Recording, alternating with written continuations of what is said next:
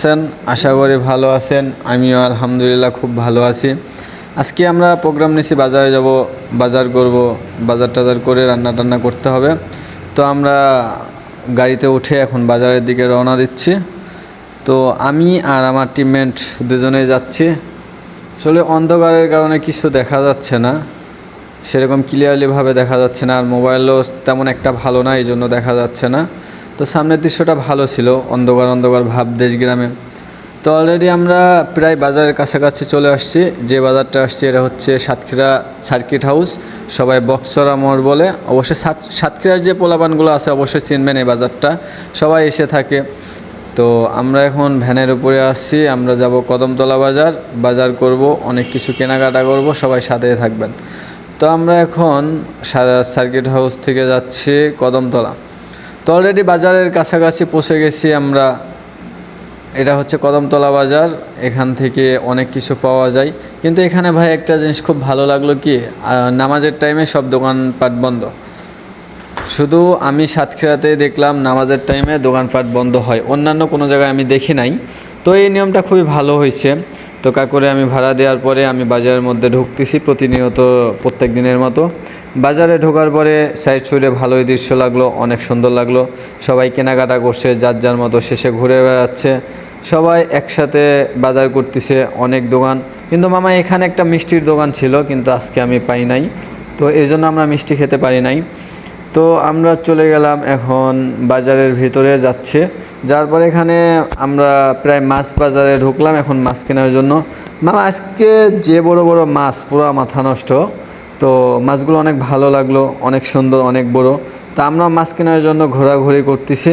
তো দেখা যাক কী মাছ আমরা কিনতে পারি। তো এখানে অনেকগুলো দোকান দেখলাম, কোনো মাছ পছন্দ হলো না গাইস। তো পছন্দ না হওয়াতে আবার ব্যাক করে এদিকে বাজারে ঢুকতে লাগলাম আমরা। ঢোকার পরে এখানে দেখলাম অনেক প্রকারের মাছ, যে অনেক বড় বড় মাছ। তো মাছগুলো আমার খুব ভালো লাগলো।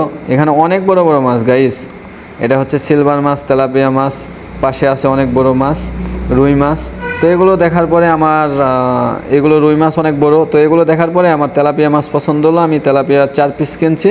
তো আমরা দুইজন, তো দুইজন হওয়াতে 4 পিসে 8 পিস করব। তো আমরা 3 বেলা খেতে পারবো, একটা করে বেশি পাবো। তো মাছগুলো কাটতে দিছি, কাটাকাটির পরে উনি হচ্ছে আঁশগুলো ছিলে দিছে আর ইনি হচ্ছে কাটতেছে। তো কাটার দৃশ্যটা অনেক ভালো লাগলো বাজারের মধ্যে। কিন্তু গাইজ এখানে একটা জিনিস কি, আমরা ঢাকা শহরে মাছ কিনলে মাছ ওখান থেকেই কেটে দেয়, আর এখানে হচ্ছে মাছ যতটুকু কেনেন আপনি, তো এখানে আবার এক্সট্রা 20 টাকা দেওয়া লাগে প্রতি কেজি। কেজির নিচে হলেও 20 টাকা, উপরে হলে আরও অ্যামাউন্ট বাড়বে। তো মাছ কেনার পরে আমরা গেলাম কচুরমুখী কেনার জন্য, কারণ তেলাপিয়া মাছ দিয়ে কচুরমুখী অনেক ভালো লাগে। তো কচুরমুখী এর আগে মামার থেকে নিয়েছিলাম, এটা নেওয়ার পর অনেক ভালো লাগছিল, এই জন্য আবার মামার কাছে গেলাম এই কচুরমুখী নিতে। তো কচুরমুখী নেওয়া শেষে পরে আমরা চলে গেলাম আরেক বাজারে। তো এখানে আমাদের পেঁয়াজ লাগবে, রসুন লাগবে, তো অল্প অল্প করে কিনবো গাইস।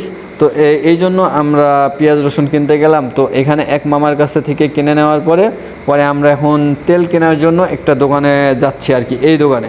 তো এখানে তেল উনি মাপতিছে। তো অনেকে কাস্টমার আছে, অনেক দোকানদার, কিন্তু গাইজ এখানে দোকানপাটগুলো অনেক ভালো, অনেক নিরিবিলি, কোনো হইচই নেই ঢাকা শহরের মতো, কিন্তু অনেক জিনিস পাওয়া যায় গাইজ। তো আমরা তেল নেব, উনি হচ্ছে তেল মাপতিছে। তো তেল মাপার পরে আমরা একসাথে দুজন দাঁড়িয়ে আছি এখানে দেখি অনেক কাস্টমার। তো আমরা তেল মাপ নেওয়ার পরে অলরেডি এখন আমরা বাজার থেকে বেরোচ্ছি, কারণ আমরা এখন বাসার দিকে রওনা দেবো, আমাদের কেনাকাটা প্রায় শেষ পর্যায়ে। তো আমরা এখান থেকে যে গলি দিয়ে ঢুকছিলাম আবার সেখান থেকে বেরোলাম। গাইজ এখানে একটা জিনিস কি, বাজারগুলো অনেক ভালো লাগছে, অনেক ভালো একটা বাজার। তো এখানে আমরা এখন ভ্যানের জন্য দেখতেছি, তো কোনো মামা ভ্যান যাবে না। পরে আমরা ভাবলাম চা খাবো, পরে আমরা চায়ের দোকানে ঢুকলাম। চায়ের দোকানে ঢোকার পরে আমরা চায়ের অর্ডার দিলাম। তো মামা চা বানাতে লাগলো, আমরা চাটা খেয়ে পরে পরে আমরা ভ্যানের উদ্দেশ্যে উঠলাম। পরে ভ্যানওয়ালা মামারে জিজ্ঞেস করলাম, মামা যাবেন? উনি আমাদের চেয়ে ভাড়া বেশি চাই। পরে ওনার ভ্যানে না উঠে আমরা আরেকটা ভ্যানে উঠলাম। তো ওনার ভ্যানে উঠে আমরা বাসার দিকে রওনা দিলাম। আমি আর ও দুজনেই আছি। আমরা আসলে একটা ব্যাচেলার লাইফ, আমরা দুজনেই থাকি, দুজনেই খাওয়া দাওয়া করি, দুজনেই রান্নাবান্না করি। তো আমরা বাসার উদ্দেশ্যে যাচ্ছি, উনি মোবাইল নিয়ে ব্যস্ত আছে। তো এলাকাটা আসলে অনেক সুন্দর, অনেক ভালো লাগার একটা এলাকা। আমার তো অনেক ভালো লাগে। তো আমরা এখান থেকে যাওয়ার পরে এখন বাসার প্রায় কাছাকাছি চলে আসছি। এটা হচ্ছে সার্কিট হাউস বাজার, যেখান থেকে আমরা গেলাম। এটা হচ্ছে ওই সেই সার্কিট হাউস। তো আমরা এখান থেকে এখন বাসার দিকে যাচ্ছি সার্কিট হাউস থেকে। তো বাসার দিকে যেতে যেতে অনেক ভালো লাগলো গাইস। এখানে অনেক নিরিবিলি পরিবেশ, অনেক সুন্দর একটা জায়গা। তো এই জায়গাটা আমার অনেক ভালো লাগে গাইজ, অনেক। আমি এর আগেও সাতক্ষীরাতে থেকে গেছি, আবার এখানে 5-6 দিন হলো আসছি। তো সাতক্ষীরা জায়গাটা আসলে অনেক সুন্দর, এলাকাটা অনেক নিরিবিলি। তো অলরেডি আমরা বাসায় পৌঁছে গেছি গাইজ। এটা হচ্ছে আমাদের বাসার বিল্ডিং, উন্মুক্ত বিশ্ববিদ্যালয়। তো আমরা বাসায় এসে পড়ছি। এখন আমরা প্রস্তুতি নেব রান্নাবান্না করার জন্য। তো ইনি হচ্ছে আমাদের এক দাদা। তো অলরেডি আমরা বাসায় এসে রান্নাবান্নার কাজে কাটাকাটি শুরু করছি। আমি কাটাকাটি করছি, পেঁয়াজ রসুন এগুলো কাটবো। আর এখানে চুলার উপরে কচুর মুখী সিদ্ধ দিছি, সিদ্ধ দিয়ে রান্না করব।